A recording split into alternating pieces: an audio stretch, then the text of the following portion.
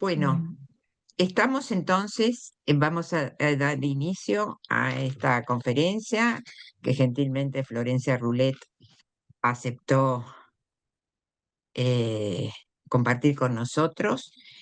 El título, bueno, ustedes lo ven ahí expuesto: Cacicas negociadoras en las fronteras meridionales del Imperio Colonial Hispánico.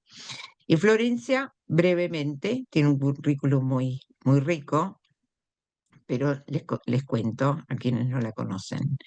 Profesora y licenciada en Historia por la Universidad de Buenos Aires, tiene un certificado en Relaciones Internacionales en el Instituto Universitario de la Haute Études Internacionales de Ginebra y es doctora en Antropología por la Universidad de Buenos Aires. Reside en Suiza y es investigadora asociada del Centro de Investigaciones de América Española Colonial de la Sorbona Nouvelle París III. Es autora de La resistencia de los guaraní del Paraguay a la conquista española, editado en el 93, Derechos Humanos y Pueblos Indígenas, un manual sobre el sistema de las Naciones Unidas del 97, Wincas en Tierra de Indios, Mediaciones e Identidades en los relatos de los viajeros tardocoloniales, editado por Edudeva en el 2016, y su muy reciente De Malones, Cacicas y Parlamentos, el arte de la diplomacia de las fronteras, editado por SB en el 2025, así como de muchos artículos sobre temas de etnohistoria y relaciones diplomáticas en la frontera sur del Imperio Español en América. Bueno, vamos a escuchar a Florencia. En general, las conferencias no se prolongan más de la hora y después abrimos a una rueda de preguntas e intercambios de quienes quieran participar. Florencia, muchas gracias y es un placer tenerte con nosotros, muchas nosotras. gracias a vos, Beatriz, por la invitación, por la presentación y a quienes estén ahora siguiendo esta conferencia.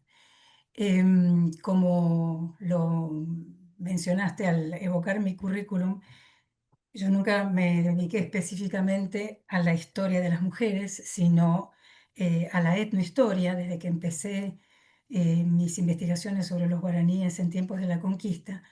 Pero siempre me interesó mucho ver en las fuentes, rastrear en las fuentes, dónde estaban las mujeres, qué se decía sobre ellas, qué roles se les atribuía, cómo se las veía.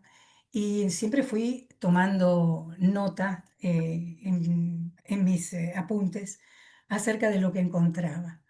Cuando empecé a trabajar en la cuestión de las relaciones diplomáticas entre pueblos indígenas de la frontera sur y el Estado colonial español, empecé por las lecturas básicas y ahí fue donde me topé con gran sorpresa con un primer personaje que me intrigó muchísimo. Fue leyendo La excursión a los indios ranqueles de Mansilla, que como sabrán viajó en 1870 a las tolderías ranqueles de Lebucó a firmar un tratado de paz con el cacique Mariano Rosas. Mansilla cuando empieza su excursión, el primer personaje que menciona, la primera protagonista de la que habla, es una mujer que Mansilla llama la China Carmen. Y la va a describir someramente, pero siempre cargándola con tintes eróticos y sensuales, porque esa China Carmen le va a servir para reflexionar acerca de la mujer, de lo que significan las mujeres, de la influencia que tienen sobre el hombre. Y ahí en este caso no va a estar hablando solamente de las mujeres indígenas, sino de tanto de indígenas como de españolas, ¿no? Em, pero hasta el punto, digamos, que yo no termino de saber si la China Carmen de la que habla fue realmente un personaje histórico, porque no tengo otra evidencia que lo que cuenta Mansilla sobre ella, pero en todo caso, los datos que él da, sí los voy a ver corroborados en muchos personajes que voy a encontrar luego en la documentación. De la China Carmen dice Mansilla que era una mujer de 25 años, hermosa y astuta, que venía adscripta a una comisión de las últimas que anduvieron en negociados conmigo. Esto es una comisión como lo explica más adelante, o sea, una embajada ranquelina, que había ido a Río Cuarto, a la Comandancia de Fronteras, a entrevistarse con él antes del viaje de Mansilla a las tolderías. Y va a ser ella quien, con sus informes positivos sobre Mansilla, predisponga al cacique Mariano Rosas a recibirlo amigablemente en los toldos. Y dice Mansilla que Carmen había sido agregada a esa comisión o embajada en calidad de lenguaraz, que vale tanto como secretario de un ministro plenipotenciario. Señalé estas palabras porque me llamaron mucho la atención, digamos, que destacara por un lado el manejo de lenguas que tenía la China Carmen y que la homologara al rango de secretario de un ministro, es decir, el primer peldaño en una carrera diplomática, ¿no? No me esperaba para nada encontrarme una mujer con semejante función en las negociaciones diplomáticas. A lo largo del viaje, Mansilla comenta que Carmen se había hecho mi confidente y amiga, estrechándose. Perdón, tengo que mirar al lado porque me tapa el final de la... Sí, las imágenes me tapan ¿cómo se llama? La diapositiva, ¿no? Estrechándose estos vínculos con el bautismo de una hijita mala vida que la acompañaba. También en varios de los personajes que encontraré yo luego en las fuentes coloniales, va a aparecer esta relación personal basada en el compadrazgo, cuando un funcionario español apadrina a los hijos de alguna cacica y eso genera un vínculo particular de intimidad y de confianza con las madres de sus ahijados. Em, Mansilla no va a dar muchas descripciones, no la va a describir mucho a Carmen, más allá de decir que era hermosa y astuta, pero en la excursión sí va a hablar de las dos hermanas de Mansilla, de Carmen, una de ellas esposa de un mestizo, el mestizo Villarreal, que tenía toldería propia en las lindes del territorio Ranquel, a la que describe como una china magnífica y se detiene hablando de su vestimenta y hablando de las alhajas con las que se adornaba. Y de la hermana menor, que era soltera, va a decir que se vestía con menos recato que sus hermanas y que cuando movía los brazos, sus gestos permitían entrever el nacimiento de los pechos de esa muchacha, ¿no? Em, Toda esa carga erótica que va poniendo Mansilla en el personaje, en esos personajes femeninos, son los que a mí me hacen dudar de que fueran realmente personajes históricos, o en todo caso la China Carmen, o que fueran un recurso literario para enganchar la atención del lector. Pero a mí me hizo tilt y me quedó como resonando esa imagen de la China Carmen, y cuando empecé a trabajar la documentación, sí encontré una gran cantidad de mujeres que tuvieron funciones importantes en la negociación de tratados diplomáticos. Y en general estas mujeres compartían una serie de rasgos comunes. Todas ellas estaban emparentadas con caciques principales, eran hijas de, esposas de, hermanas de, y eso es lo que hace que aparezcan mencionadas como cacicas en las fuentes, no porque tuvieran un poder político propio ellas mismas, sino porque su vínculo de parentesco las hacía, les daba una jerarquía y que además favorecía la influencia que ellas iban a ejercer sobre sus parientes masculinos, ¿no? Muchas, no todas, pero muchas de ellas eran ladinas, hablaban correctamente el castellano o al menos estaban familiarizadas con la lengua castellana, a menudo porque habían sido prisioneras o rehenes que habían pasado temporadas más o menos largas residiendo entre cristianos y habían aprendido algo de castellano y en algunos casos tenían algún barniz de cristianismo cuando no habían sido bautizadas. Muchas estaban también conectadas con hispano-criollos influyentes a través de lazos de amistad, de compadrazgo, como acabo de mencionar, o de corresidencia cuando vivían un cierto tiempo en casas de españoles. Y las veo actuando en general como mensajeras entre las partes, ya sea llevando mensajes de sus parientes masculinos hacia las autoridades coloniales, o llevando propuestas de paz, de artículos de tratado o de intercambio de rehenes de las autoridades coloniales hacia sus parientes masculinos. Em, y a todas ellas, por su gran capacidad de escucha y de persuasión, las veo teniendo una función importante como pacificadoras, como gente que está vinculada con el establecimiento de relaciones pacíficas en la frontera. Yo en el capítulo que escribí para el libro que vos editaste, Las Mujeres de la Revolución, trabajé las biografías de dos cacicas pehuenches en particular, que actuaron entre fines del periodo colonial y la primera década o mediados de la segunda década del siglo XIX. Pero en realidad, cuando estuve trabajando la documentación, encontré una gran cantidad de cacicas que cumplieron este tipo de funciones mediadoras entre las partes. La mención más antigua es a la hermana del cacique Bravo, el cacique Nicolás Bravo, que era serrano o puelche, como se lo llamaba, que había sido capturada en una maloca en sus tolderías y llevada a Buenos Aires y luego instalada como neófita en la reducción jesuítica de la Concepción que se creó en 1740 en la desembocadura del río Salado. Y ahí, desde ahí va a ser enviada en 1742 por los jesuitas a las sierras para que intentara convencer a su hermano, el cacique Bravo, de bajar a Buenos Aires y firmar un tratado de paz con el gobernador de Buenos Aires. En la frontera mendocina encontré a varias cacicas pehuenches, entre ellas a Ignacia Huentenao y a María Josefa Rocco, que son las dos de las que voy a hablar en el capítulo del libro.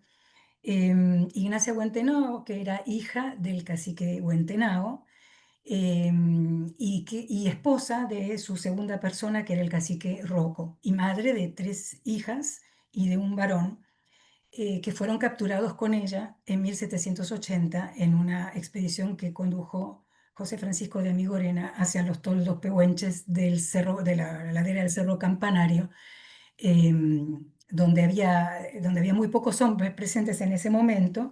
Se mataron los varones que se encontraron y se llevaron 123 cautivas que eran mujeres con sus hijas e hijos como prisioneros a la ciudad de Mendoza. Ignacia, sus 3 hijas y su hijo eran una de esas cautivas. Otra fue María Yanqueipi, que yo supongo que puede ser también, aparece una única vez mencionada como Yanqueipi, pero también aparece una tal María, hermana del cacique de Rocco.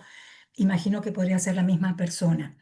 María Yanqueipi va a intervenir también en los primeros tratados que se firman con los pehuenches, tanto en 1780 como el tratado que se va a firmar con el cacique principal de los pehuenches, Ancanamun, en 1783. María Josefa Rocco, que va a tener una hija del cacique Rocco, hija predilecta, que va a tener una actuación importante a fines del siglo XVIII y en en la primera parte del XIX, y que con su sobrina, una María del Carmen Quinto y Pan, va a viajar en 1804 hasta Buenos Aires, donde va a entrevistarse con el virrey Rafael de Sobremonte, con las autoridades del Cabildo y las del Consulado. Entre las tehuelches aparecen mencionadas la Casica Vieja y su lenguaraza, la china María Teresa, una, una María Grande, hija del cacique Vicente. En la década de 1780, entre los Aucas, aparece también María Francisca, esposa del cacique principal Lorenzo Calfilqui, que entre 1780 y 1790 va a hacer varios viajes entre las tolderías de la Sierra de la Ventana y Buenos Aires para negociar el tratado de paz que finalmente va a firmar Calfilqui en 1790. Y más adelante también aparecen la esposa y la hija del cacique Guayquilepe. Todos ellos eran indios aucas. En tiempos ya independientes, entre los boroganos que instalados en las salinas, también va a tener una función destacada la cacica Luisa, esposa de Cañuquir. Es decir, que esta diversidad de mujeres que he ido encontrando en la documentación de distintas pertenencias étnicas me hacen pensar que no se trataba de situaciones excepcionales, sino que más bien se puede lanzar la hipótesis de que las mujeres en estas sociedades de la frontera sur cumplían una función importante vinculada con tareas de pacificación, con la paz. Aquí en la foto, en el dibujo que viene del plano de la Patagonia de Thomas Faulkner, no está la hermana del cacique Bravo, pero sí su mujer, Wenek. A ver. En el capítulo del libro yo hablé de Ignacia Buentenao y de María Josefa Rocco, que van a ser fundamentales para cimentar la alianza hispano-pehuenche en la frontera mendocina. Em, Las dos, como mencioné antes, fueron hechas prisioneras en 1780 y llevadas a Mendoza. Y las dos fueron, se quedaron viviendo en la casa de José Francisco de Migorena, que empezó a tener conversaciones con ellas, pidiéndoles información sobre sus parientes, sobre sus territorios, sobre sus enemigos, que eran los ranqueles o huiliches, como los llamaban los pehuenches. A partir de esas charlas, donde la cacica Ignacia le prometió que ella podría bajar a las tolderías a solicitar la amistad, la confederación y la alianza de todos los de su nación y convencer a su marido Rocco y a sus hermanos de sujetarse en la frontera, a partir de esas charlas y de esas promesas, entonces, Amigorena va a resolver mandar a esta mujer con su hijo varón hacia las tolderías del campanario y para convocar a los caciques pehuenches a que bajaran a Mendoza y que aceptaran instalar sus toldos cerca, en el Valle de Uco, cerca del fuerte de San Carlos, para contribuir a la defensa de la frontera. Ignacia va a viajar, va a volver al cabo de un mes, va a viajar acompañada por soldados hasta el río Diamante y del río Diamante en adelante sola con su hijo. Son distancias que vos podrás decir, Beatriz, cuán largas son. Y al cabo de un mes va a estar de vuelta en el fuerte de San Carlos con sus hermanos y su cuñado, el hermano de Rocco, pero sin el marido. El marido Rocco dijo que estaba enfermo y se abstuvo de venir. Entonces, con Ignacia y con la cacica Marica Yanqueipi, que también estaban presentes, y los caciques que habían venido con ellas, se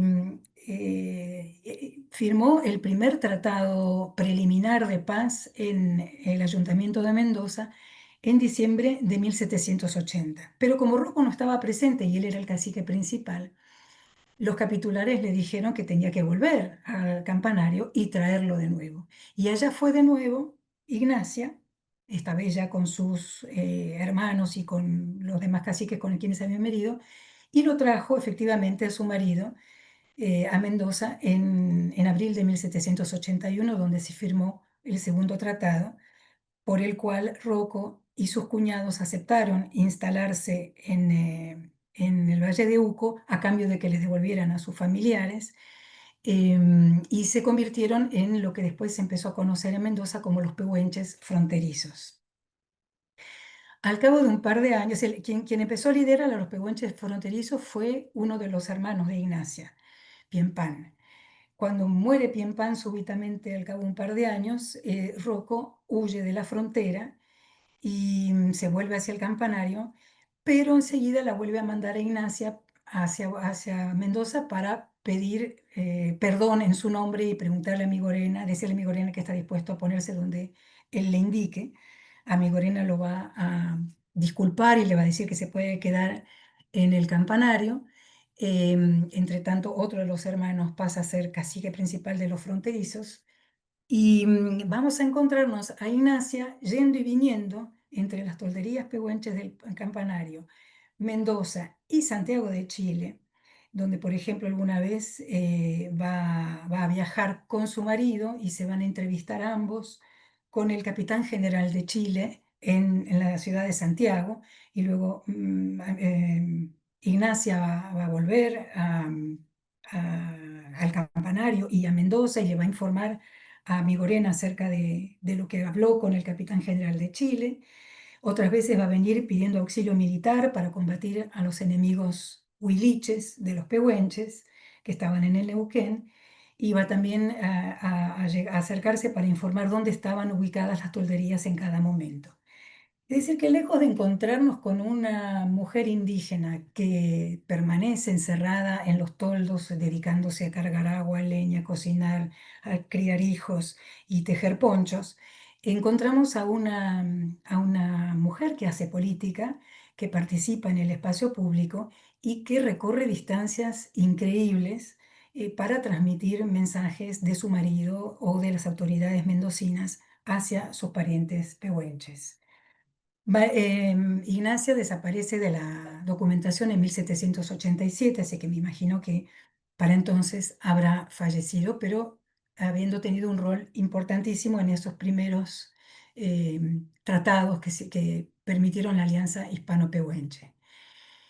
Quien va a aparecer luego con un rol muy importante, no es ella, ¿no? Pero me gustaba la imagen. Esta es una litografía de La Salle ilustrando a un indio patagón y a dos mujeres patagonas. Quien va a tener entonces un rol importante en la frontera mendocina va a ser María Josefa Rocco. María Josefa, cuando era una muchacha ya en edad de casarse, en 1780, cuando la captura a Migorena, no, todavía era soltera porque nadie había podido juntar las pagas necesarias para aspirar a obtener su mano. María Josefa permaneció como rehén en Mendoza durante muchos años. Como todos los informantes le decían a Migorena que ella era la hija predilecta y la persona que Rocco más quería y por la que estaba dispuesto a cualquier cosa, entonces lo que hizo a Migorena fue retenerla bastante tiempo en Mendoza. Digo bastante tiempo porque no sé cuándo fue liberada. Algunos de los rehenes permanecieron en casa de Migorena hasta 7 años. Bueno, normalmente la condición de rehén era distinta a la del prisionero. El rehén era alguien que estaba por periodos definidos, o periodos relativamente cortos, que en general eran de 3 o 6 meses, y que luego regresaba a las tolderías y era reemplazado por otra persona. En algún momento, entonces, María Josefa va a regresar a las tolderías pehuenches. Es posible, aunque no cierto, no tengo una certidumbre absoluta, que entre tanto haya sido bautizada. En las actas de bautismo de Mendoza aparece en efecto una india de unos 15, 16 años que recibió el bautismo, pero no y a quien le dieron el nombre de María Josefa, pero no aparece su filiación. Y lo que es un poco extraño es que en general cuando un indígena era bautizado, de ninguna manera se lo devolvían a sus familiares porque había riesgo de apostasía. Entonces eso es lo que por ahí me hace dudar que efectivamente María Josefa hubiera recibido el bautismo durante su cautiverio. En cualquier caso, María Josefa regresa a los toldos y no se sabe nada de ella, no la mencionan las fuentes hasta 1799. En ese año se realiza un parlamento que es muy importante porque va a sellar las paces entre los indios pehuenches y sus enemigos atávicos, que eran los ranqueles. Y va a acudir al fuerte de San Rafael el principal de los caciques ranqueles, Carripilum.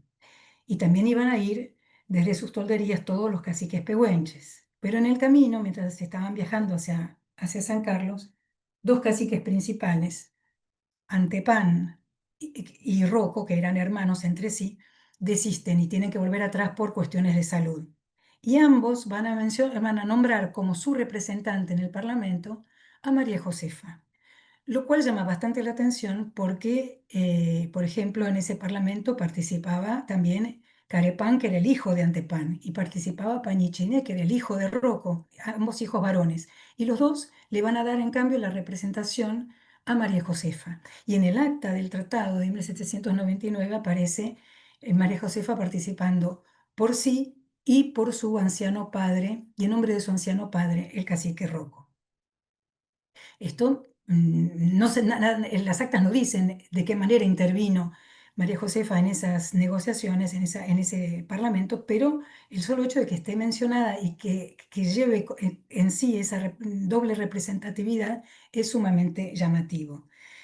Más adelante, en 1802, va a aparecer María Josefa liderando una comitiva, una partida comercial en Mendoza, y ahí por primera vez aparece como mujer viuda del cacique Antepán. Había dos caciques que tienen el mismo nombre en esa época. Uno es hermano de Rocco y otro es hermano de Ignacia Guantenao. Yo supongo que se casó con el hermano de su madrastra, digamos, de la mujer de su padre. De hecho, el otro Antepán, el hermano de su padre, todavía vivía cuando ella ya era viuda. Pero sus roles más importantes en la diplomacia va a empezar a cumplirlos a partir del siglo XIX.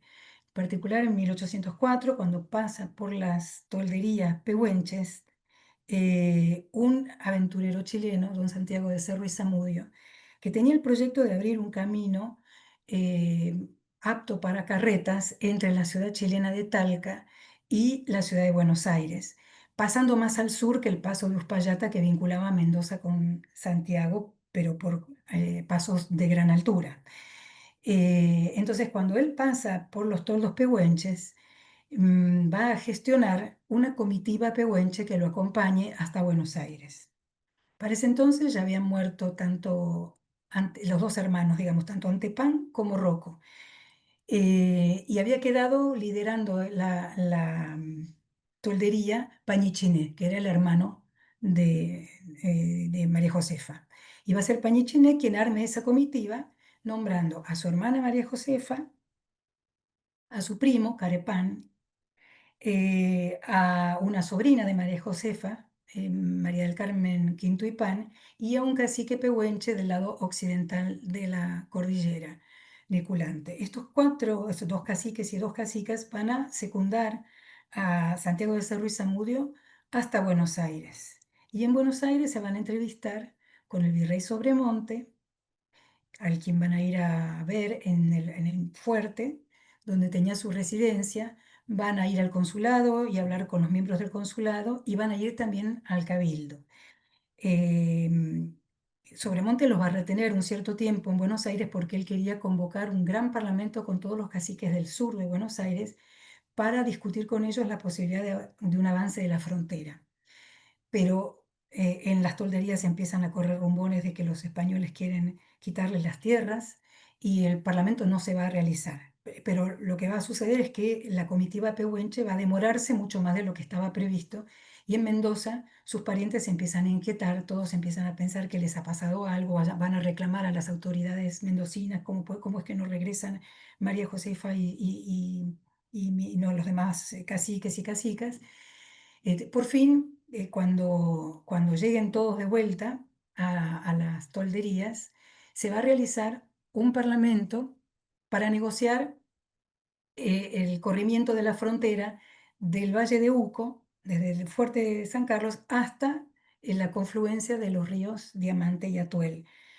Em, Ese parlamento va a tener lugar el 1 de abril de 1805, y en él va a participar también María Josefa, que aparece mencionada en dos artículos del tratado y en una nota en la cual ella pide que se le haga una casa y que se le haga en la capilla para que el cura los evangelice cerca de sus tolderías, en un lugar que ella defina. Ese parlamento logra la anuencia, el permiso de los pehuenches para erigir un fuerte en la orilla norte del Diamante, que va a ser el fuerte de San Rafael. Pero no se terminaron de calmar los ánimos, porque los rumores de que los españoles venían a sacar las tierras y que esto era más una operación militar que un verdadero parlamento, estaban agitando las tolderías. Entonces, al día siguiente de la firma del tratado, se va a producir una conferencia convocada por un cacique pehuenche muy amigo de los españoles, que era Carilef, el principal de los pehuenches fronterizos, para tratar de convencer a los pehuenches que todavía estaban medio dubitativos acerca de las bondades de las paces con los españoles. Y en esa conferencia van a hablar dos hombres y va a hablar también María Josefa Rocco. Voy a explayarme un poco más adelante.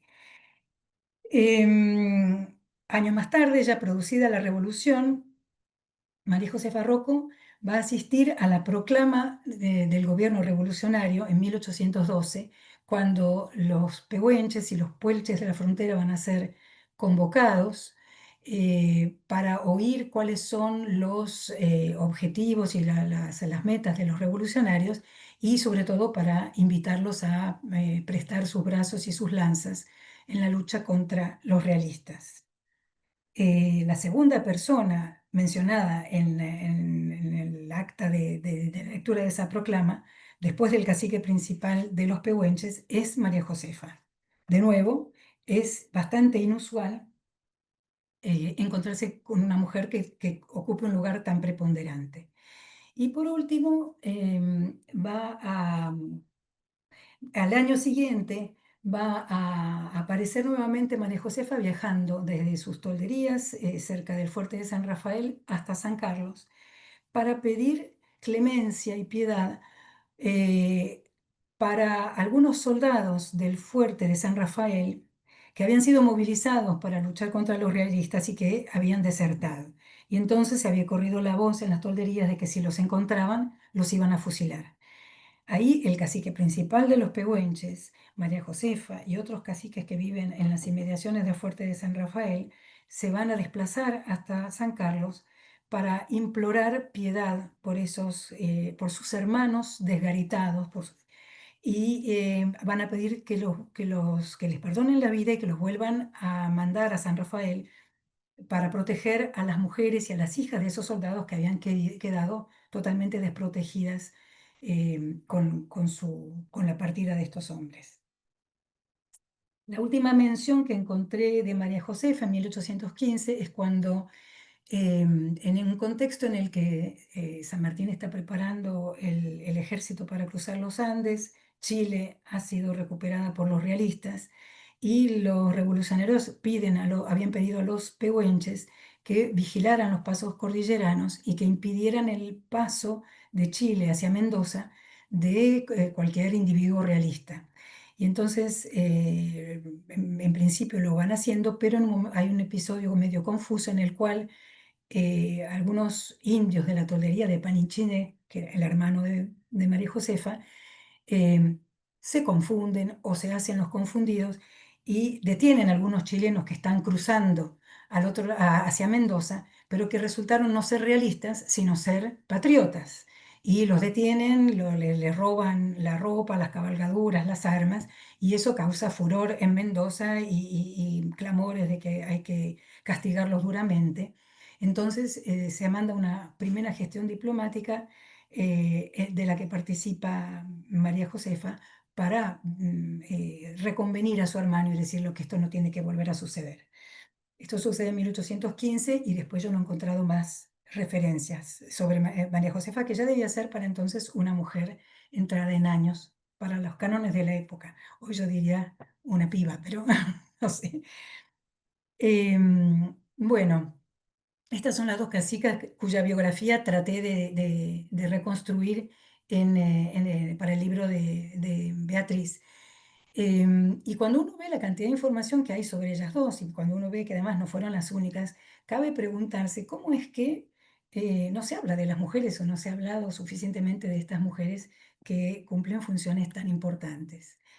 En mi trabajo traté de identificar cuáles son los mecanismos de invisibilización de las mujeres en el espacio público. Y el primero y más universal que encontré es el de la supresión de la identidad individual propia, ¿no?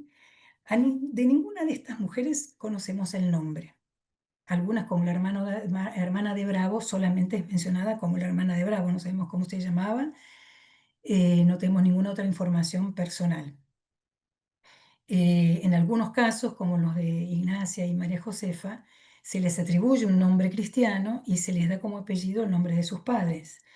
pero el hecho de que no tuvieran nombre propio y que fueran siempre definidas en función del vínculo de parentesco que tuvieran con algún hombre de su linaje, hace que tampoco les podamos atribuir un rostro ni sobre todo una agencia propia, ¿no? Siempre es como si cuando actúan, actúan en nombre de otros, pero no hablan por sí mismas. Otra manera de invisibilizarlas es omitir toda referencia a su participación en instancias de deliberación colectiva. Los parlamentos eran siempre ocasiones de encuentros multitudinarios y mixtos. Por supuesto, son los caciques y los capitanejos los que ocupan con las autoridades hispano-criollas, por cierto, ¿no? Quienes ocupan el centro de la escena, pero siempre alrededor hay mujeres, hay niños que son testigos y que no sabemos hasta qué punto en algún momento podrían también intervenir y decir lo que pensaban. En todo caso, de las mujeres no se habla, incluso cuando estaban presentes. Y en mi capítulo menciono cómo la presencia de Ignacia Huentenao, que había sido mencionada explícitamente en el primer tratado de 1780, es omitida completamente en el segundo tratado cuando ella viene con su marido para ratificar las paces. Y en el caso, bueno, en general, eh, la voz de las mujeres no suele ser ni oída, ni recuperada, ni transcripta, ni mucho menos. Esto digo en general y en particular cuando se trata de mujeres indígenas. En los pocos casos en los que se oyen sus voces, esas voces evidentemente han sido traducidas, han sido capturadas, han sido sacadas de contexto y distorsionadas, de manera de que su discurso aparece como infantilizado y despolitizado. Y eso va a ser bastante evidente en el discurso que se le atribuye a María Josefa, donde los afectos van a primar sobre la razón. Entonces, para ilustrar esto, quisiera citar algunos extractos de los discursos que se pronunciaron en esa conferencia entre caciques pehuenches en el 2 de abril de 1805, discursos que fueron evidentemente pronunciados en mapudungun, aunque obviamente fueron transcritos en castellano, lo cual supone una operación de traducción. Pero fueron escritos por la misma persona, fueron presumiblemente traducidos y escritos por la misma persona. Y sin embargo, esa persona va a utilizar niveles de discurso completamente distintos según quién sea el orador que tome la palabra. Nada, aquí simplemente algunos extractos para demostrarlo. El primero que va a hablar es Carilef. Carilef era el cacique principal de los pehuenches fronterizos desde el año 1787. Siempre se había mostrado un fiel amigo de los mendocinos, había conducido tropas mendocinas como vaqueano en expediciones contra los ranqueles, había solía conversar y compartir la mesa del cura conversor que tenían, pedía ser bautizado cristiano, pedía también herramientas para iniciarse en la agricultura, es decir, que alguien que estaba totalmente predispuesto a hispanizarse. Incluso hay una fuente en la que dice que él quiere ser considerado como Winca, ¿no? Entonces, Carilef es el que invita a la conferencia y el que toma primero la palabra y empieza con un discurso muy grandilocuente, diciendo, según la traducción: amados compatriotas, tengo la gloria de haber llegado en mis días ya caducos el momento que dará principio a nuestra felicidad. ¿Qué os parece que ha traído a estos nuestros amigos por acá? ¿Pensáis acaso que la codicia de acrecentar sus campiñas y extender su dominación los ha determinado a venir con el objeto de establecerse entre nosotros? Por supuesto, a estas preguntas retóricas, Carilef va a responder que no han venido por codicia de las tierras, sino que han venido para compartir generosamente con los pobres pehuenches, los miserables pehuenches, que viven en condiciones casi bestiales, su orden, su disciplina y su prosperidad. Tras Carilef va a hablar Caripán, primo de María Josefa, que había viajado con ella a Buenos Aires, donde se había entrevistado con el virrey. Y Caripán ya habla en un otro tono. Contesta: Ea, así es, cacique Carilef, tienes razón. Tú has nacido de mis antepasados. Y con esto resitúa a Carilef en el ámbito pehuenche. Hablas bien, Dios te guarde, Padre mío, tú estás en nuestros corazones. Ea, estamos vivos. Ea, aquí estoy todavía. Tengamos un solo corazón grande. Yo te acompaño. No somos pobres y estamos en nuestras tierras.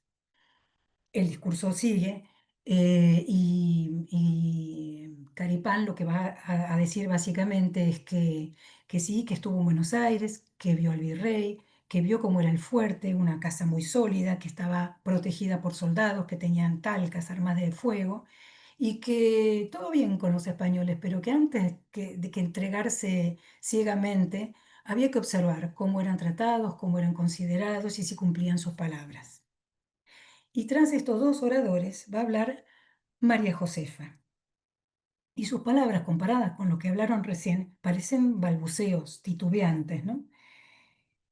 María Josefa, en el caso de María Josefa, sí se cuela el mapudungun. María Josefa empieza diciendo Mari Mari, señor Teles, y se refiere ahí a Teles Meneses, que era el que había comandado la expedición, que había ido a firmar las paces, o el parlamento con los pehuenches, y que luego va a ser nombrado comandante de fronteras.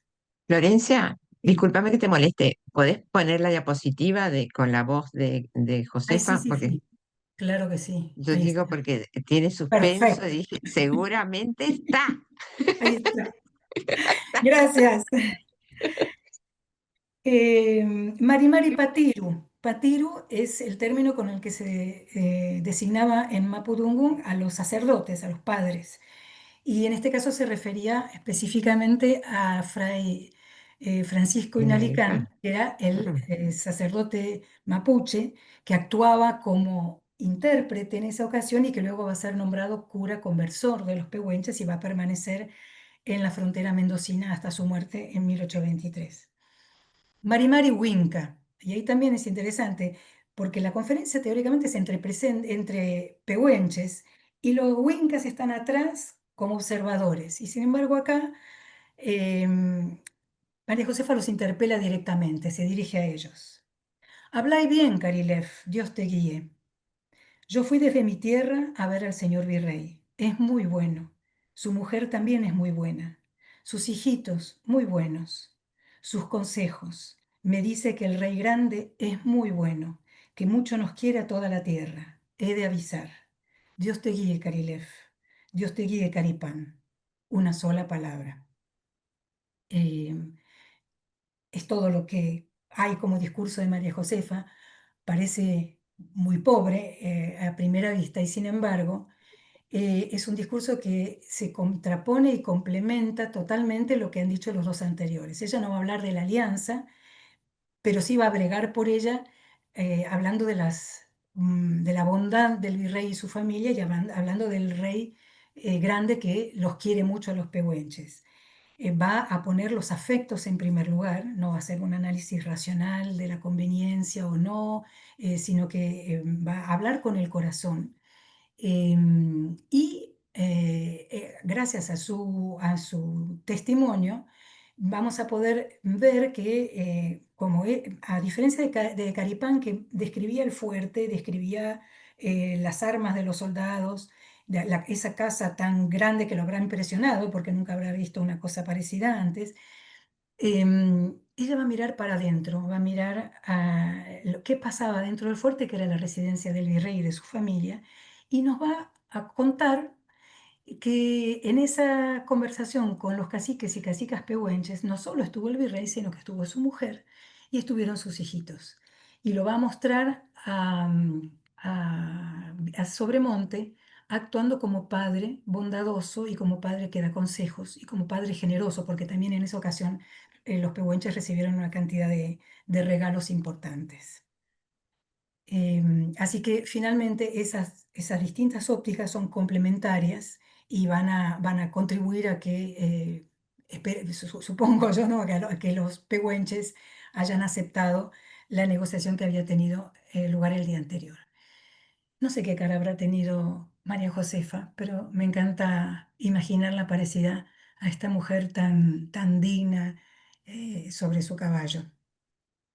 Bueno, para cerrar, quisiera redondear diciendo que todas estas mujeres comparten con la china Carmen, que tanto me había encandilado cuando leía Mansilla, una serie de rasgos, ¿no? Que indican que la presencia femenina en situaciones de contacto interétnico está indicando la vigencia de códigos nativos acerca de la guerra y de la paz, donde lo propio de los varones sería la guerra y la esfera femenina sería típicamente la de la paz. Esto no lo digo yo, lo dice Juliana Barr, que estudió la participación femenina en acuerdos de paz en la frontera de Texas a fines del periodo colonial, pero a mí también me pareció muy pertinente para entender lo que estaba pasando en la frontera sur del Río de la Plata. Todas estas mujeres aparecen como mediadoras y como facilitadoras en negociaciones de paz. Y van a intervenir tanto junto a los hombres como solas en el espacio público, ya sea a través de las relaciones comerciales, integrando partidas que van a visitar los distintos centros coloniales, haciendo visitas protocolares a las autoridades, como vimos a Ignacia tanto en Chile como en Mendoza, y participando en los parlamentos. Y cuando intervengan, como lo vimos en el caso de María Josefa, van a estar apelando a una política de los vínculos, buscando preservar las tradiciones y el modo de vida de sus antepasados. Esto es todo. Muchas gracias. Muchas gracias, Florencia. Si querés, podés sacar el PowerPoint para poder ver a los participantes, los que hemos estado escuchando, de la magnífica conferencia. Así que bueno, muchas gracias. Muchas preguntas seguramente van a Gracias. aflorar. Bueno, podemos dar entonces inicio a esta ronda de preguntas, comentarios, reflexiones. Si quieren usar la manito o directamente dicen yo.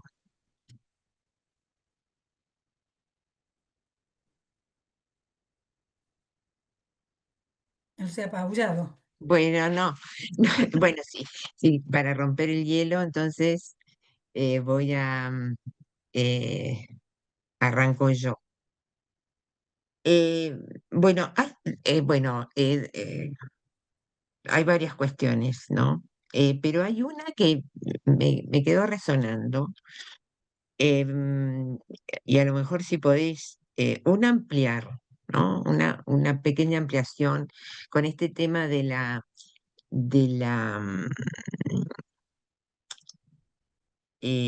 cautiverio. Y eso que vos precisaste decir eran rehenes de Amigo Orena, ¿no? Hiciste un cálculo estimado que podían haber estado a lo mejor 7 años en función de que 7 años estuvo el hermano o no sé No, quién, no, ¿no? no. En un momento dado,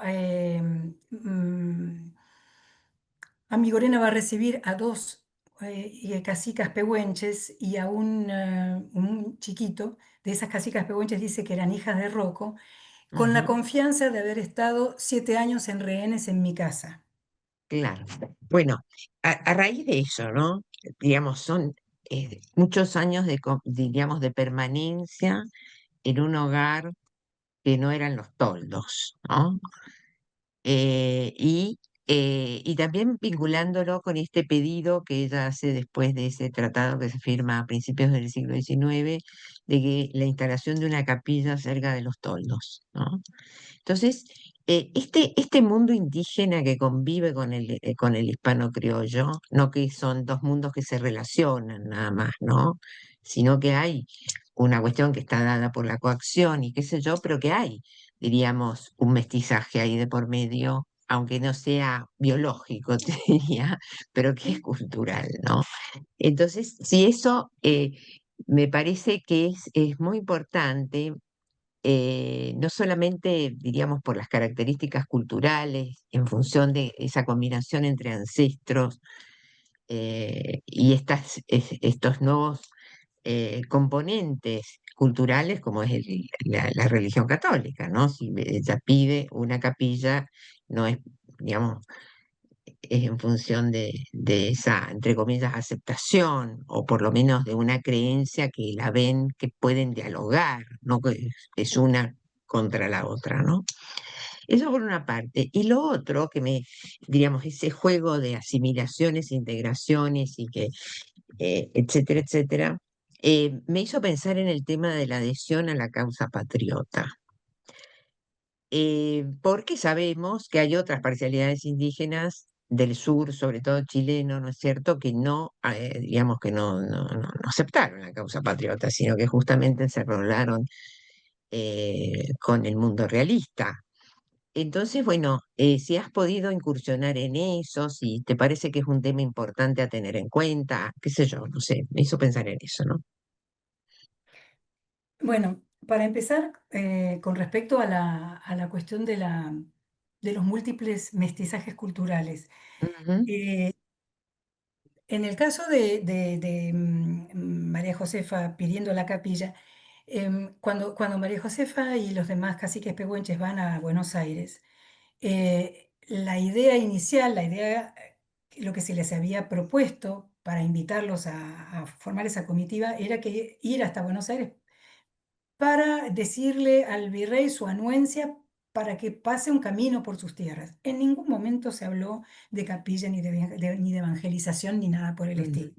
De eso les va a hablar Sobremonte en Buenos Ajá. Aires. Es Sobremonte el que tira la propuesta de la capilla, de la evangelización. Ah, Y también tira el nombre de Fray Francisco Inalicán como cura conversor, porque ujú, él ya tenía la información de que en Mendoza, en el convento franciscano de Mendoza, había un cacique, un sacerdote que era a la vez hijo de un cacique importante en Chile y que iba a hablar perfectamente las dos lenguas, y entonces él les hace la propuesta de que acepten una capilla y de que acepten y de que el conversor sea Fray Inalicán.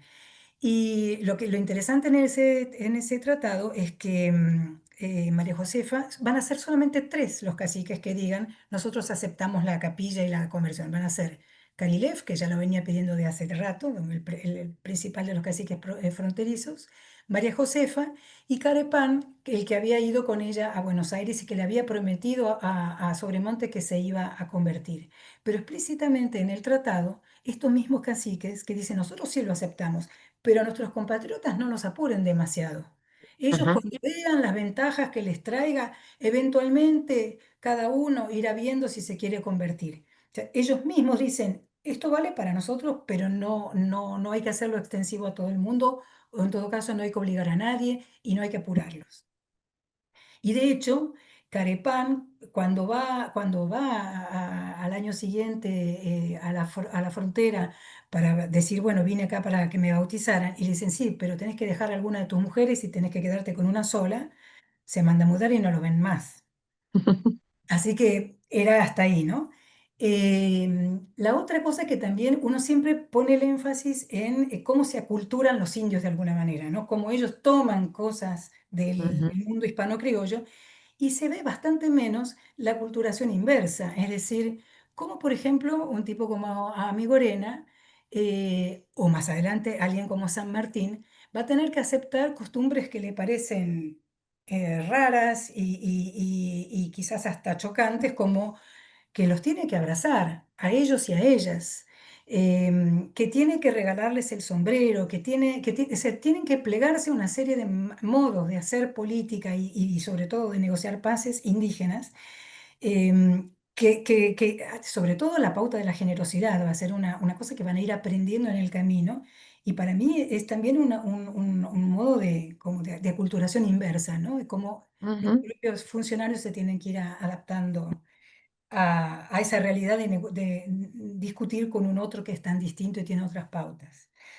Con respecto al periodo revolucionario, bueno, mm, no soy para nada una experta en el tema, pero lo que yo he podido ir viendo es que los pehuenches tuvieron una actitud muy ambigua con respecto a ujú. la revolución, cosa que es absolutamente comprensible, porque tenían una situación Totalmente. privilegiada. Ellos desde 1780 en Mendoza y desde mucho antes en Chile eran aliados de los españoles y tenían una serie de ventajas eh, entre otras era apoyo militar español en incursiones contra otros indígenas enemigos. Un Ujú. apoyo siempre muy moderado, pero que contaba también tener 2 o 3 soldados con armas de fuego. Era algo importante que además, sobre todo, impresionaba al contrincante porque dice, Mira quién me viene a ayudar", ¿no? Además, el ser aliado significaba que regularmente iba a haber parlamentos y esos parlamentos siempre eran instancias de redistribución muy importantes. Iban a tener también la posibilidad de que los españoles jugaran un rol mediador en sus propios conflictos. Entonces, esto era las ventajas que habían tenido siempre desde el periodo colonial, donde siempre les habían hablado del rey como un padre bondadoso y generoso que velaba por ellos, que los iba a defender, que iba a proveer a sus necesidades. De golpe vienen los revolucionarios y le dicen, en realidad aquel era un padre malísimo, que nos oprimía a nosotros y los oprimía a ustedes, y que les hizo, o sea, un discurso que cambia de la noche a la mañana 180 grados. eh, Les piden que vayan a una guerra sin darle ninguna ventaja, y de hecho los pehuenches en ningún momento van a decir, a lo sumo, ok, te cuidamos los pasos de la cordillera, pero nosotros no ponemos hombres para ir a pelear una guerra que no es nuestra. En ningún momento los pehuenches, en todo caso en los años iniciales, en ningún momento los pehuenches se prestan como les habían pedido, de hecho, a poner sus lanzas al servicio de los revolucionarios. Así que yo creo que hay como una ambivalencia donde están como a la expectativa de ver, bueno, ¿esto qué nos trae, qué nos aporta, en qué nos va a llegar a convenir, ¿no? ¿De qué modo, qué ventaja vamos a obtener aceptando esta amistad? Después, claro, cuando la revolución es un hecho consumado, obviamente no les queda otra que reconocer la situación, ¿no? Pero no es que hayan sido fervorosos patriotas que fueran a luchar contra el godo. Sí, una mínima cosa antes de darle la palabra a Bianca Tosco, que levantó la manito. ¿Hay alguna evidencia en 1816 que hay, diríamos, algunos indígenas que lo que hacen no es aportar ellos sus propios recursos, diríamos, a la organización del ejército, pero sí son los que entregan desertores al gobierno cuyano, ¿no? Sí, Están sí, sí, ahí y entonces colaboran en eso, ¿no? En pescar los absolutamente. desertores. Sí, sí, eso sí. Los que se van a la frontera, entonces los tipos lo agarran y lo traen a la ciudad. Claro, a cambio de 500 yeguas. Claro. No, no, no, Tampoco es sabemos un que siempre servicio hay un gratuito. intercambio. No, pero esa colaboración se puede verificar. Sí, sí, Está, sí, digamos, está en los absolutamente. copiadores De de hecho, San Martín. claro, de hecho el Ok, Parlamento con San Martín, entre otras cosas, va a ser para entregarles las yeguas que les habían prometido por haber entregado a algunos desertores. eh, claro, eso está. sí, sí, sí, Perfecto. sí, sí. Bueno, Blanca, Bianca Tosco, te Hola, damos la ¿cómo palabra. están? ¿Ahí me escuchan? Sí, te Sí, escuchamos. Bueno, buenas ¿No, tardes a todos no, y a no todas. tenés pantalla? ¿No no te tenés No, veo. no tengo la camaritas? cámara, Dale, perdón. dale, dale. No, Bueno, pensé muchas que se gracias te había Florencia. olvidado. Muchas gracias Florencia por compartirnos tu trabajo. Y bueno, una de las cosas que yo me quedé pensando mientras te escuchaba es que vos al principio mencionaste la diferencia entre rehenes en una calidad más bien diplomática y prisioneros de manera disímil. Entonces, una de las cosas que yo pienso es, bueno, frente a la tan difundida imagen de la cautiva cristiana en las tolderías, si vos habías podido ver en tu lectura de los documentos la situación inversa, es decir, si habías podido ver prisioneras indígenas en tierras cristianas. Eh, Eso para preguntarte. Sí, totalmente. De hecho, bueno, sobre el tema de los rehenes, tengo un artículo del 2009, creo, que se llama Mujeres, rehenes y secretarios, mediadores indígenas en la frontera sur, algo así que... eh, pues a mí me llamó mucho también la atención esa figura del rehén. Es una figura que existe en el derecho español de la época, en el derecho internacional de la época, en realidad.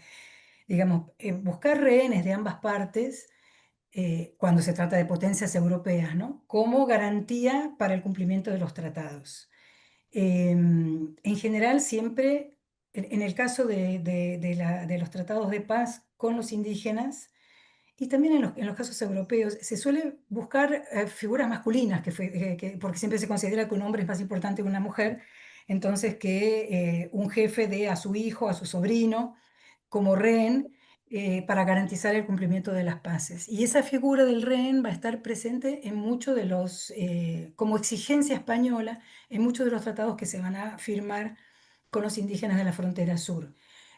Exigencia que no siempre se cumple, porque en algunos casos los caciques pretenden que no tienen hijos, que eventualmente van a entregar un sobrino, pero se pauta que la permanencia es decir, que un rehén no es un prisionero, que un rehén es una persona que está ahí como en representación de su comunidad.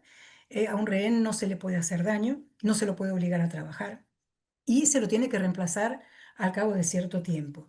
Y de hecho, por ejemplo, perdón, para volver al caso, en el caso de estas rehenes mendocinas, hay mujeres rehenes simplemente porque no capturaron hombres, porque cuando fue el asalto a las tolderías, los hombres estaban en las pampas, la mayor parte de los hombres estaban en las pampas, los que estaban presentes los mataron a todos y lo que se llevaron fueron prisioneras mujeres. Entonces, lo que hicieron fue retener a las mujeres principales de varios caciques, así como a Migorena la largó Ignacia a Guantenao para que fuera a los toldos a buscar a su marido y a sus hermanos, retuvo a otra de las esposas de Rocco, doña Agustina, que la mantuvo como rehén, retuvo a la hermana de Rocco, retuvo a las mujeres de varios caciques principales y a los hijos.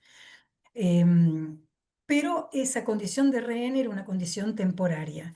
Y no sé cómo es que a mí también me sorprendió cuando vi esa mención de esas mujeres que habían permanecido 7 años en casa de Amigo Arena, porque en general se renovaban cada 6 meses más o menos. Em, y bueno, no me iba a decir alguna otra cosa, pero se me escapó. Con respecto a las mujeres, al cautiverio femenino, al cautiverio de mujeres indígenas, es infinitamente más importante cuantitativamente que el cautiverio de mujeres blancas en las tolderías. Y es un fenómeno muchísimo más temprano. En la frontera bonaerense, las primeras malocas, que eran expediciones en la práctica esclavistas, aunque la esclavitud estuviera prohibida legalmente, pero en expediciones que se hacían a las tolderías con el objetivo de matar hombres, matar un máximo de hombres y capturar mujeres y niños que eran repartidos individualmente entre los miembros de la maloca para el servicio personal en sus casas, en sus chacras o en sus haciendas. La primera maloca que está documentada en Buenos Aires es en 1599. Y la primera mención que yo encontré en la frontera bonaerense de un malón donde se capturan mujeres blancas es recién en 1740. Para entonces ha habido una cantidad enorme de mujeres y niños indígenas que han sido apropiados en malocas y en expediciones a las tolderías. En general eran repartidos en un principio de manera individual entre los miembros de la Maloca. Después se establecen instituciones donde se van a llevar colectivamente grupos de prisioneras indígenas, como son las casas de recogidas, que en realidad eran casas de recogidas para mujeres blancas o pardas o mulatas, o sea, mujeres y de distintas condiciones sociales, mujeres que se consideraban como de mal vivir, ¿no? Pero en la residencia bonaerense se van a llevar indias pampas en cantidades. Va a haber muchas más indias pampas que mujeres de mala vida de otras condiciones encerradas en la residencia. También se utiliza el recurso de poner mujeres en depósito, que es una figura legal por la cual se coloca teóricamente para protegerla, para alimentarla y para evangelizarla a una mujer o un niño en casa de particulares que a cambio de todos los beneficios que le van a dar van a explotar su trabajo sin límite en el tiempo, ¿no? Entonces esas son las distintas figuras legales que van a aparecer para, para la apropiación de cautivas indígenas en la sociedad blanca. Ok. Gabriela,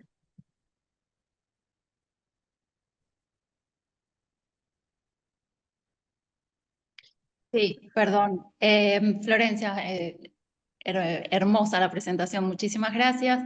Te quería hacer una pregunta muy, muy cortita, porque mencionaste similitud también con otros estudios en este lugar que ocupan estas mujeres que si bien se las ve claramente en la esfera pública, están ocupando estos lugares más de negociación, pacificadoras, ¿no? Vinculadas a como a esas tareas más de garantizar la paz, la negociación, el diálogo. Si hay alguna explicación de por qué ocupan esos lugares y no otros, digamos. Es posible que algunas mujeres ocuparan otros lugares. Por ejemplo, en otro trabajo que publiqué en Todos Historia también hace un montón de años, donde hablo sobre el poder de las mujeres indígenas en la frontera, em, toco el tema de las brujas, es decir, de las mujeres que en general eran mujeres de cierta edad, que van a ser consejeras de los caciques. De esas habla Mansilla también, habla Luis de la Cruz, digamos, hay varias referencias a estas mujeres que escrutan a la gente que llega a las tolderías y que tratan de ver si vienen trayendo el gualicho o no. Y de su opinión depende, entre otras cosas, que se declare la guerra o que se acepten las paces. Entonces, como de hecho hay situaciones en las que los indios atacan y hacen malones, me imagino que habrá habido detrás mujeres que les dijeron sí, vayan nomás, no van a, no, va a ser, va a ser provechosa la expedición guerrera que conduzcan.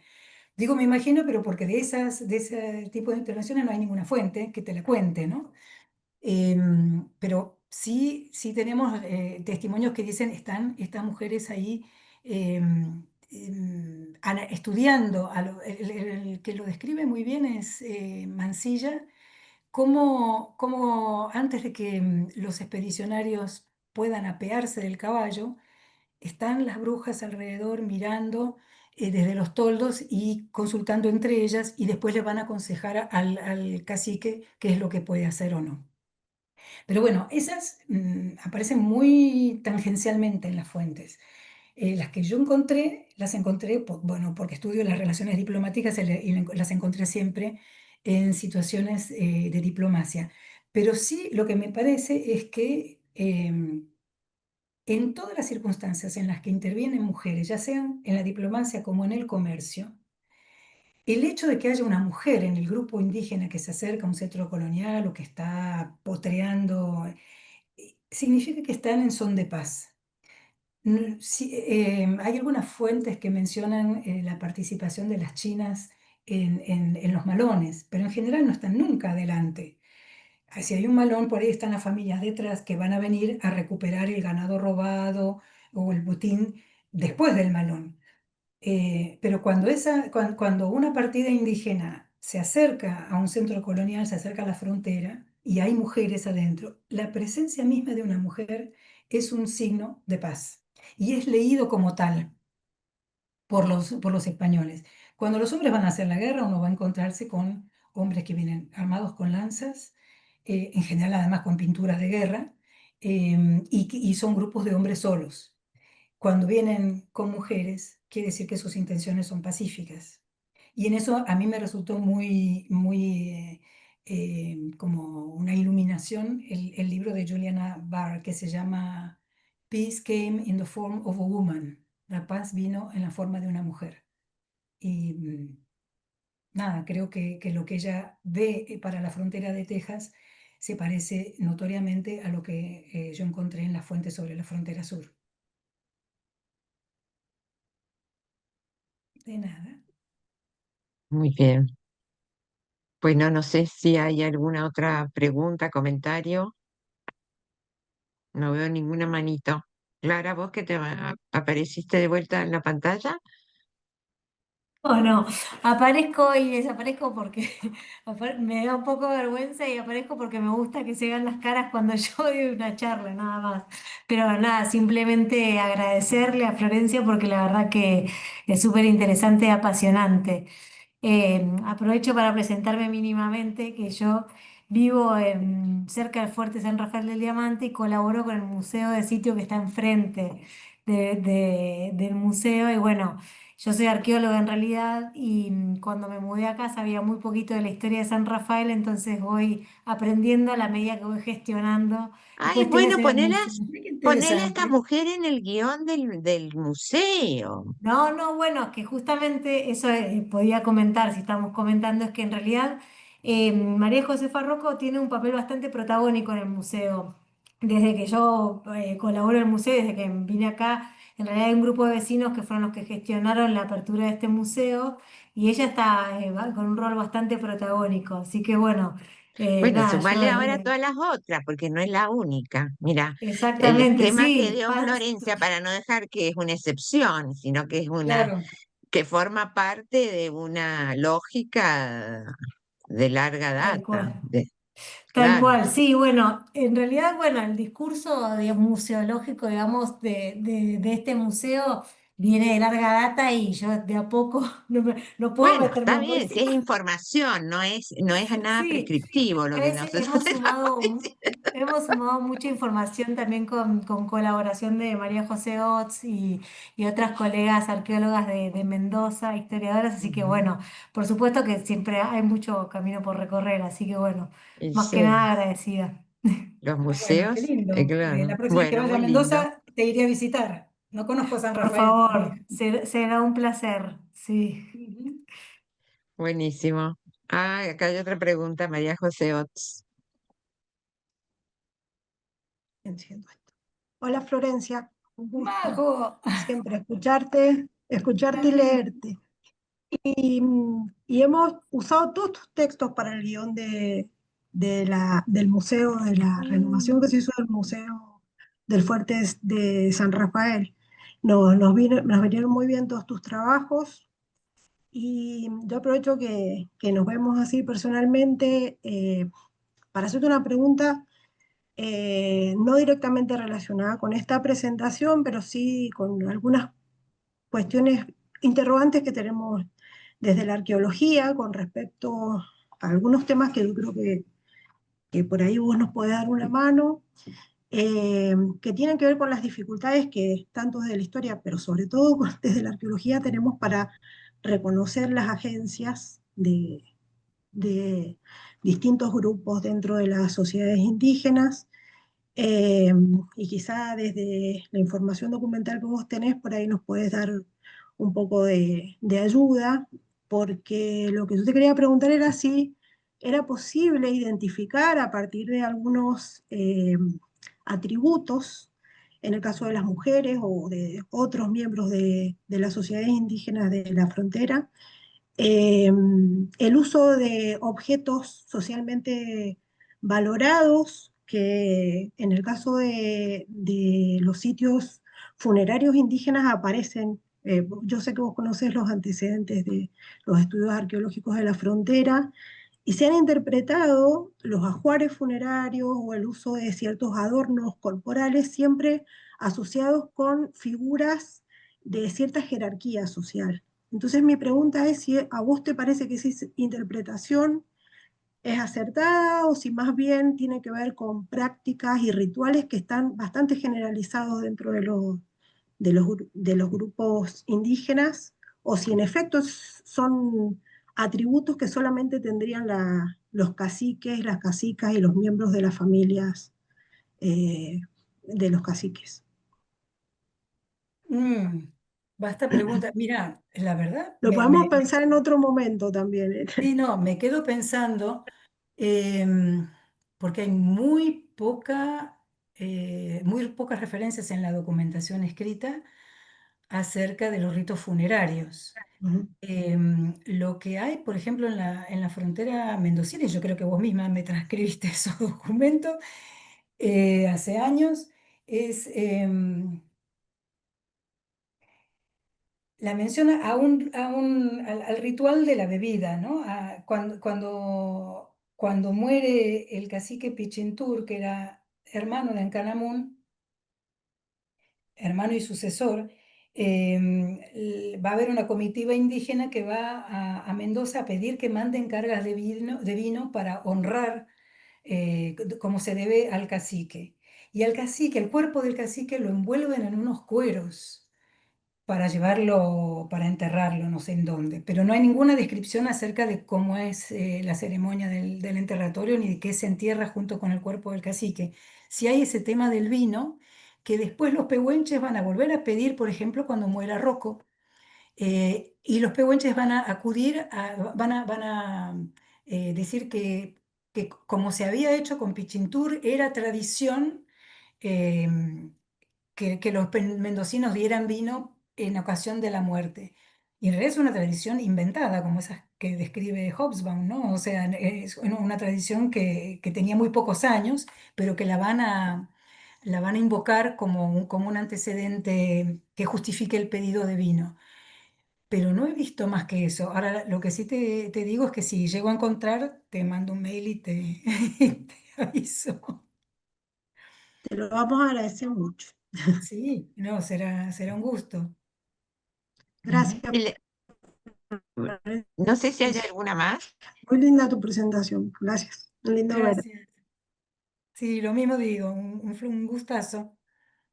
Bueno, aprovechando la consulta de Majo, el tema también en la relación entre la información por la vía arqueológica y la información por la vía histórica, que digamos, es un diálogo siempre muy activo, ¿no es cierto?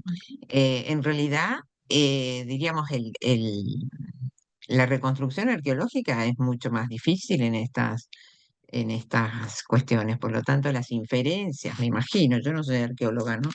Pero las inferencias a partir de los muy fragmentarios y, y frágiles indicios, para usar el lenguaje ginsburgiano, es más que conjetural, ¿no? Entonces la información histórica es la que te permite interpretar, me imagino, ¿no? Porque la otra es muy, muy, muy frágil. Sí, claro, por Y- eso. Por eso era la Pero pregunta.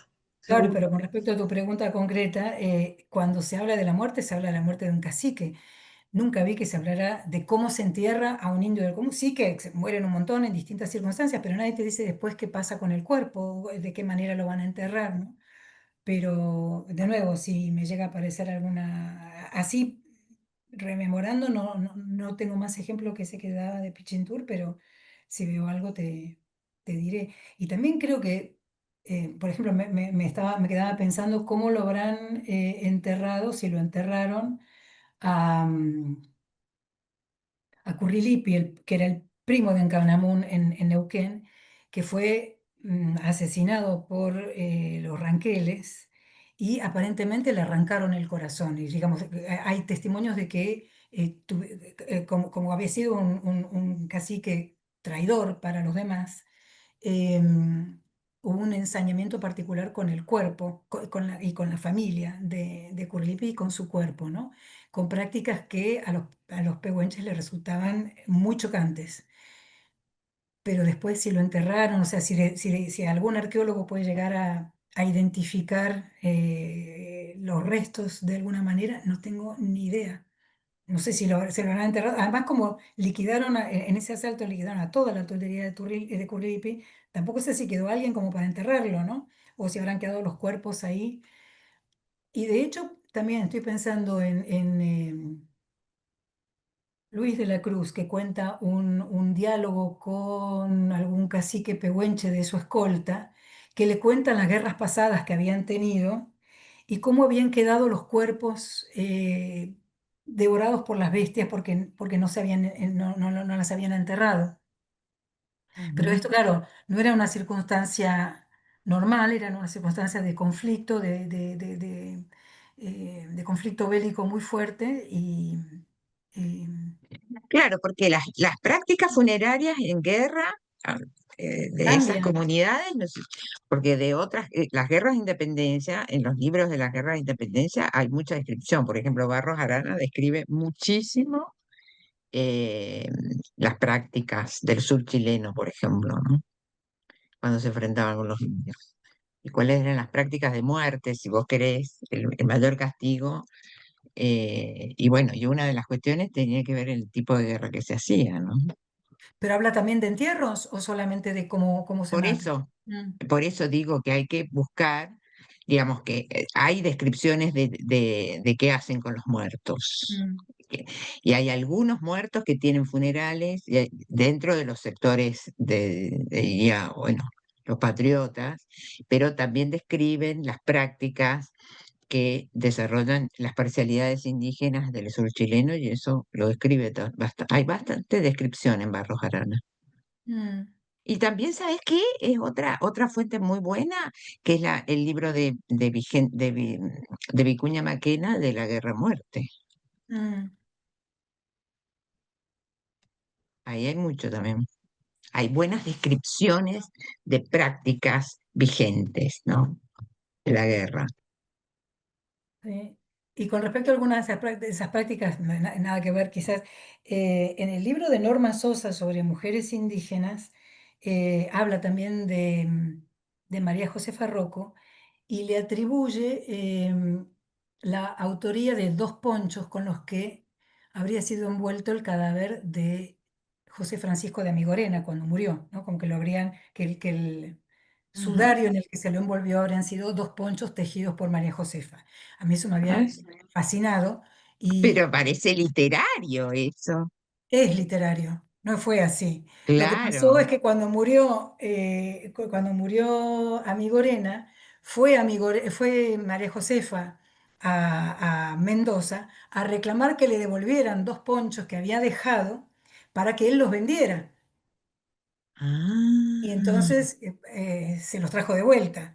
esa Pero Josefa es divina. sí, pero esta Norma Sosa creo que se inspiró y Claro, dijo, bueno, bueno, vos lo viste que envolvieron a hay Amigorena, una pero no. cuota de imaginación histórica que podés decir, qué sé yo, lo mismo bueno, el tema del poncho también tiene su propia literatura, ¿viste? Que Sí. supone que el poncho, así que bueno, precioso. Bueno, no sé si hay alguna otra pregunta o comentario. Vos estás en otro horario, querida Florencia, te Sobre todo agradecemos. estoy acá con las ventanas cerradas y me estoy muriendo de calor, me Y siento bueno, viste el hemisferio norte. Escúchame, mil gracias, muchísimas gracias porque ha sido un placer gracias a no ustedes. solamente verte, escucharte y vuelvo a agradecerte haberte sumado a este programa de conferencias que, viste, nos permite dialogar a la distancia. Esto Fantástico. nació Y volver a ver a con Majo la después de más de 20 pandemia. años. Esto nació con la pandemia, y fue un recurso, yo en ese momento era directora del instituto y fue un recurso de conexión del instituto, Claro, que nos ¿no? salvó la Y vida. de difusión de lo que hace el instituto en un rincón periférico del sistema científico que está siendo vapuleado. Así que Sí, bueno, es un recurso formidable que nos permite justamente poner en diálogo y ponernos a conversar de temas que nos interesan en beneficio de nuestro pasado y sus lazos con el presente. Así que bueno, y muy documentado, porque la verdad eso es una precisión documental. No bueno, hay me encanta. conjetura por fuera de la evidencia, te diría. Muchas gracias. Bueno, gracias a Bueno, ustedes por la seguimos en escucha. contacto por las mujeres en los toldos, que será nuestra nueva empresa conjunta. ¿Listo? Listo, Listo, nos vemos. gracias. Muchas Buenas gracias, tardes o Gabriela, noches y a nos todos. vemos el mes que viene. Les recordamos a todos que tenemos todas estas conferencias se realizan los miércoles, el tercer miércoles de cada mes. Y el mes que viene, ¿qué tenemos, Gabriela? ¿Que vos tenés mejor el calendario? El mes que viene está Silvana Palermo con Ah, un tema Silvana de Palermo, que es una gran historiadora la sobre el reflexión tema. sobre la vejez entre los trabajadores ferroviarios, si mal no recuerdo, y Sí, sí que ahí retomamos el horario inicial, que es a las 17 horas, el horario exacto, Sí, de porque gracias por haber ella es de adelantado. Buenos Aires, así que bueno, volvemos a las 17. Pero bueno, es un elenco de mujeres prácticamente hasta fin de año. Listo. Nos vemos y Gracias. gracias. Chao, Chao, chao. querida. Adiós.